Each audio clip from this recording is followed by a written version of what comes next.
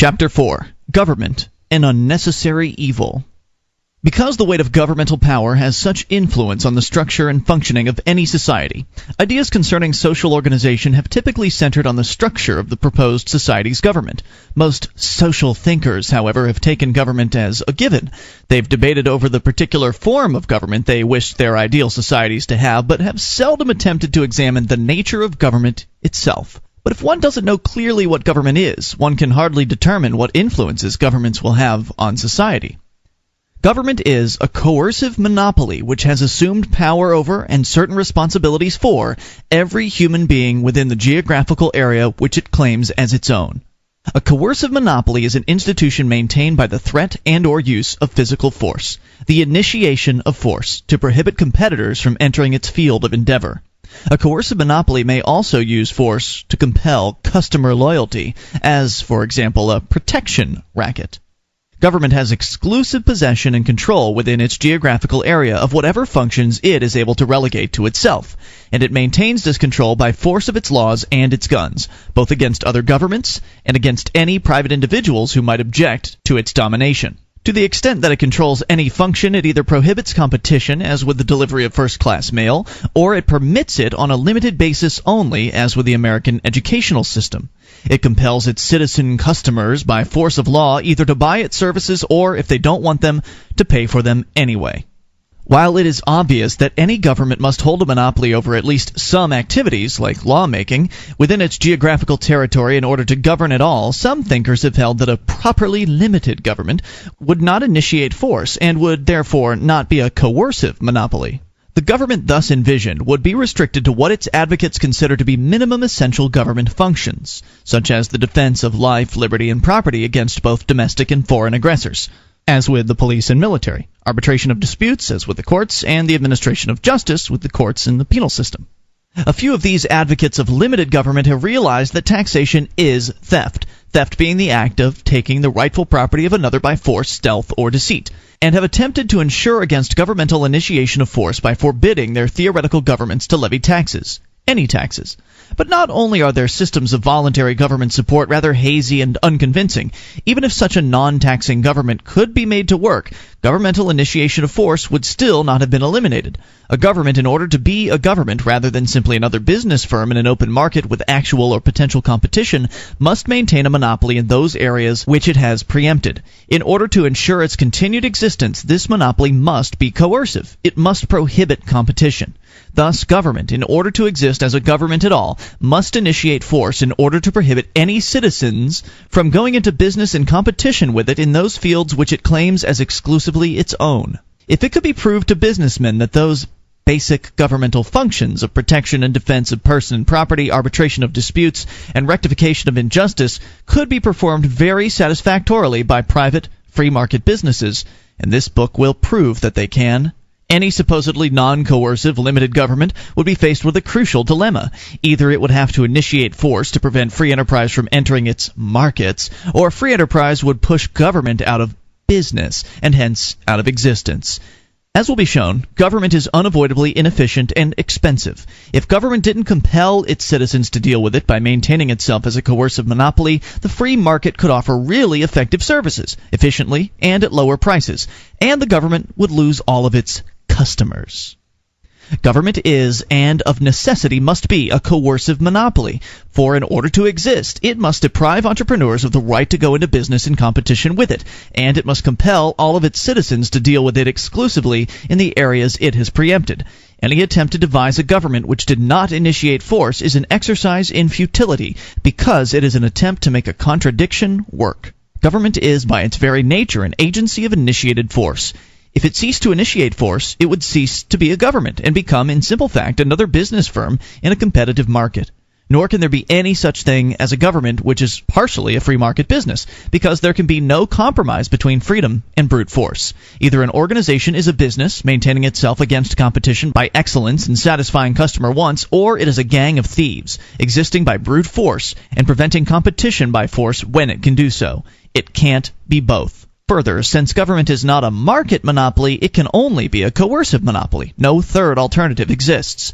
The prohibition of competition on which government depends for its existence is an aggressive interference with the free market and forms the basis for all the other many interferences with the market of which the government has been guilty. Since government must infringe the right of free trade in order to exist, how can it be expected to refrain from other interferences with the market and the rights of its citizen subjects? People who grow up amid the democratic traditions of the West are apt to feel that this governmental initiation of force and disruption of the market is justifiable, as long as the government is one which is chosen by the people through a democratic process of free elections. They feel that under a democratic government, whatever the government does is done by ourselves to ourselves, and is therefore permissible. But the fallacy of this notion is readily apparent when one considers the people of the democratic country as individuals, rather than as insignificant fragments of a collective whole.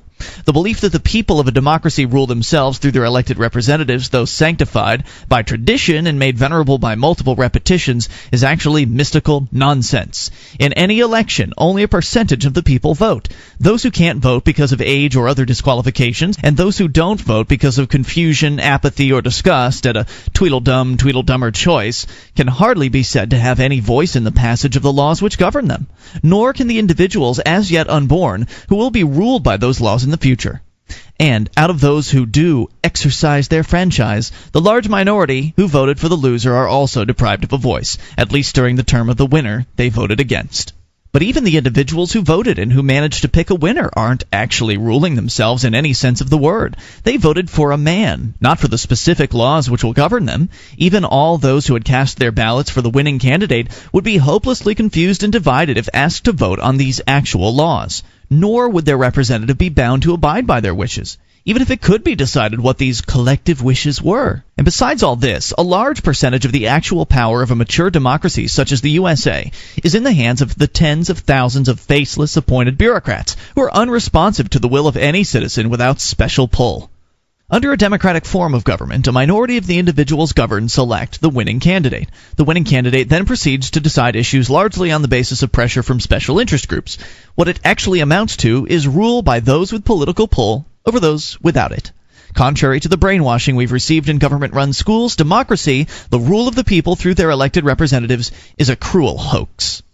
Not only is democracy mystical nonsense, it's also immoral.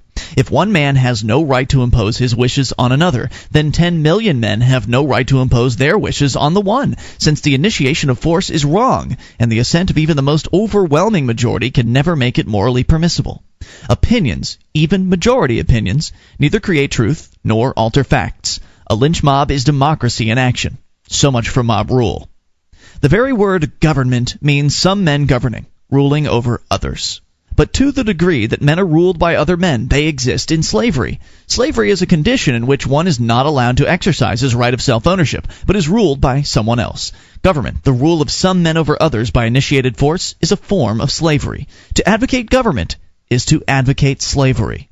To advocate limited government is to put oneself in the ridiculous position of advocating limited slavery.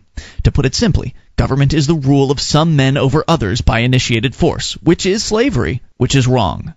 Those who maintain that government is an institution which holds monopoly on the use of retaliatory force in a given geographic area carefully omit to mention what kind of monopoly such an institution would be, and for obvious reasons.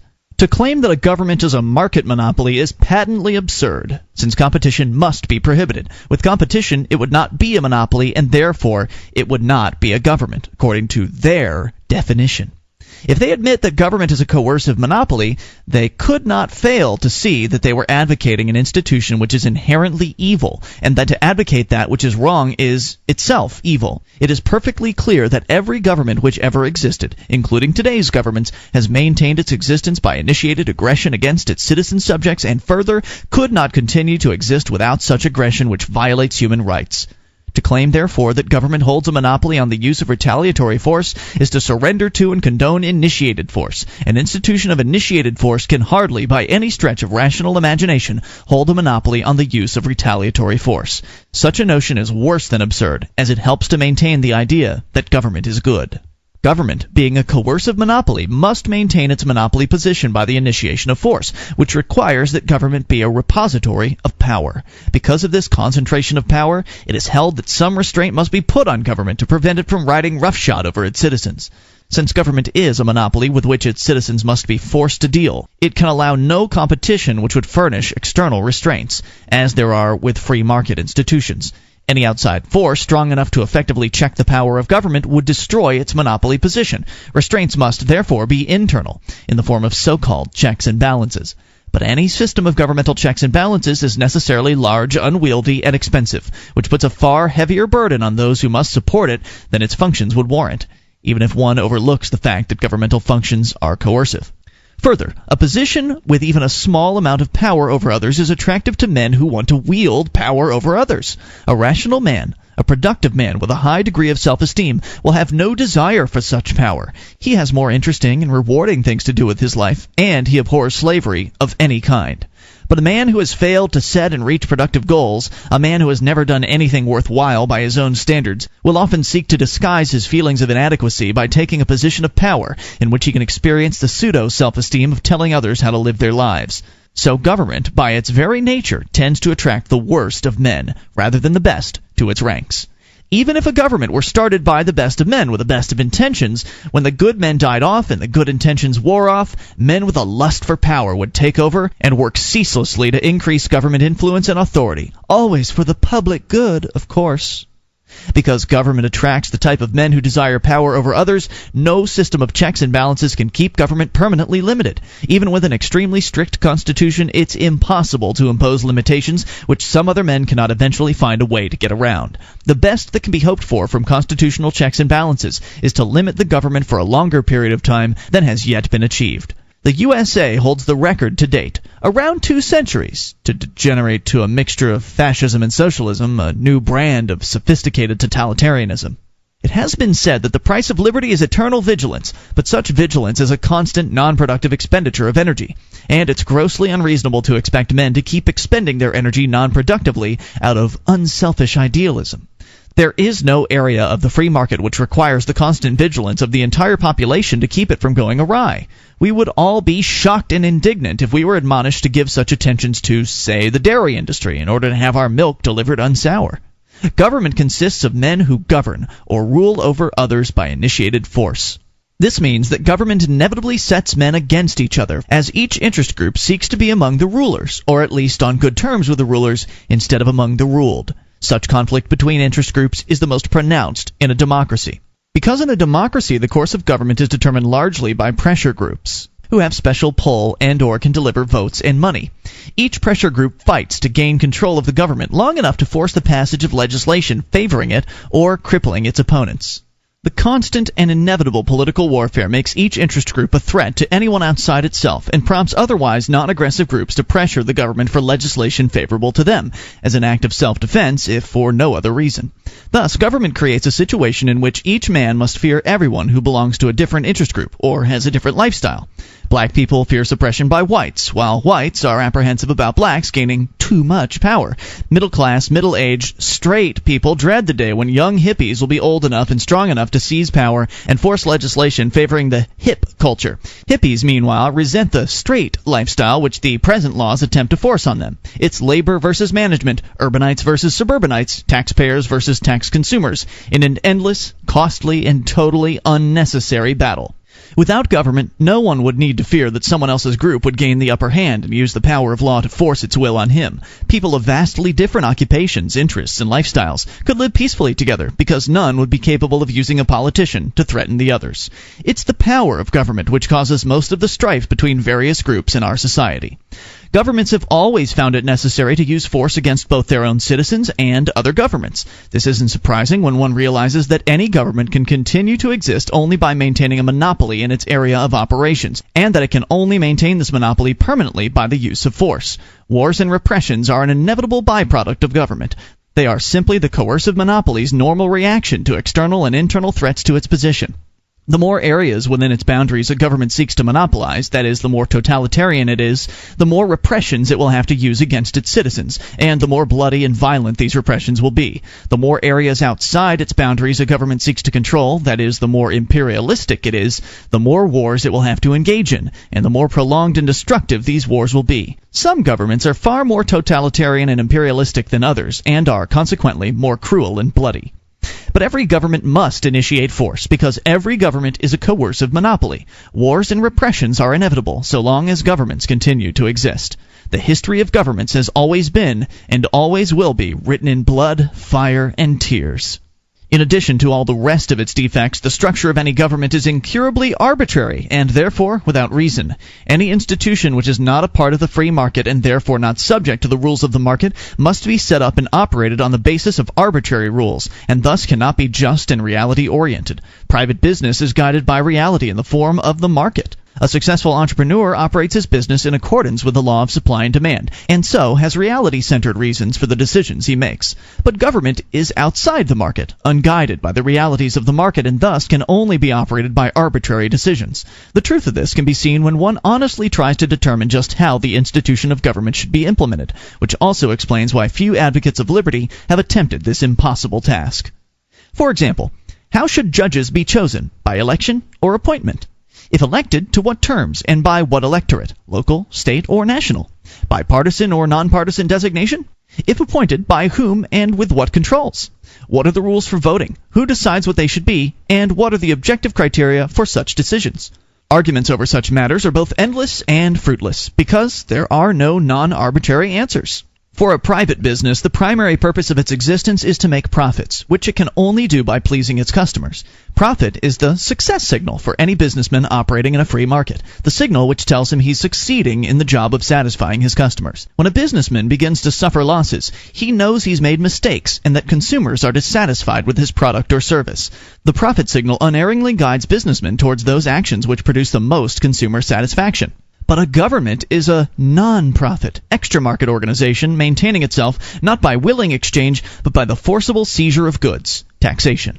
The success signal for a politician or bureaucrat is not profit, but power. A government official succeeds not by pleasing customers, but by increasing his sphere of control over the lives of others. This is why each politician struggles so hard to win elections, pass dozens of new laws, and increase the amount of patronage he has to give out. This is why each gray and faceless bureaucrat toils incessantly to increase the size, powers, and budget of his department and the number of men working under him.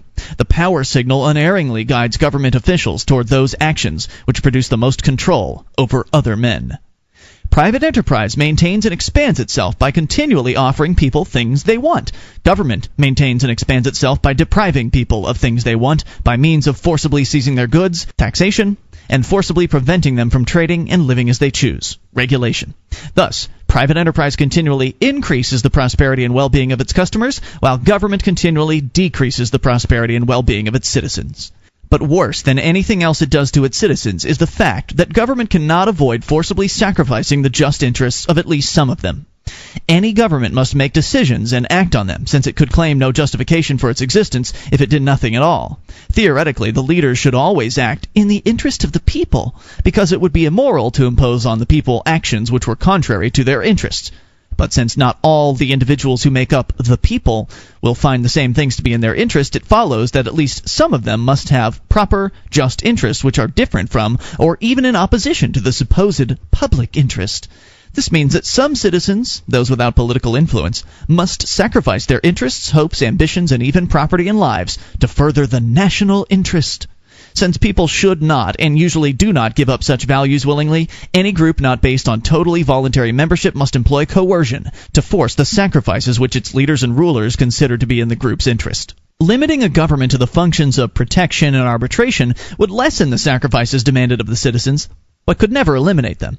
The wastefulness of checks and balances and the inefficiency of an organization beyond the reach of competition makes governmental services far costlier and less effective than those provided by business. Thus, being forced to buy protection services from the government is certainly a sacrifice.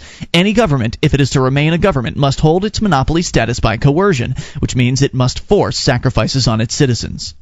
Every individual person has the responsibility to discover what his interests are and to work toward their achievement. When government takes some of this responsibility away from the individual, it must also take away some of his freedom of action, i.e. it must violate human rights. Further, when government forces an individual to act against his proper interests, it is forcing him to act against his own rational judgment. Such an action, in effect, puts the opinions and whims of others between a man and his perception of reality, and thus compels him to sacrifice his basic tool of survival, his mind. Government has always been a ball and chain holding back human progress and welfare. This shackle was bad enough in primitive times when life was relatively simple. In a complex society with a complex technology and nuclear weapons, it is suicidal idiocy. Government is simply inadequate to the complexities of modern life, a fact which is becoming increasingly apparent in the blundering ineptitude of governmental solutions to social problems, the perennial confusion and contradictions in governmental policies, and successive breakdown of governmental programs. Government at best is a primitive anachronism, which the human race outgrew somewhere around the time when men moved out of their caves, and which we should have dispensed with long ago. The majority of people firmly believe that we must have a government to protect us from domestic and foreign aggression, but government is a coercive monopoly which must demand sacrifices from its citizens. It is a repository of power without external check, and cannot be permanently restrained. It attracts the worst kind of men to its ranks, shackles progress, forces its citizens to act against their own judgment, and causes recurring internal and external strife by its coercive existence. In view of all this, the question becomes not, who will protect us from aggression, but who will protect us from the governmental protectors? The contradiction of hiring an agency of institutionalized violence to protect us from violence is even more foolhardy than buying a cat to protect one's parakeet. In view of the real nature of government, why have the majority of men throughout history accepted and even demanded it? Perhaps the most obvious reason is that the vast majority of men have not developed much ability to generate or even to accept new ideas, particularly those radically different from the familiar ones compromising the cultural status quo.